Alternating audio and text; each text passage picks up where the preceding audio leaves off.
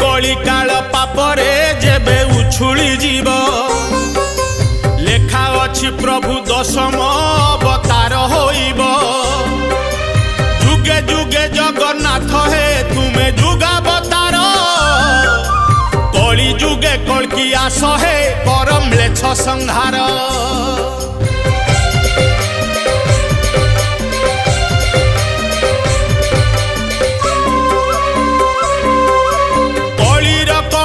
देखुच प्रभु हे चकाखी केते दिन आउ देखिब रखी धर्म को साखी अधर्म हाटरे धर्म जे नीति नीलाम हुए पाप पुण्यर जे हिसाब अबा रखुची किए।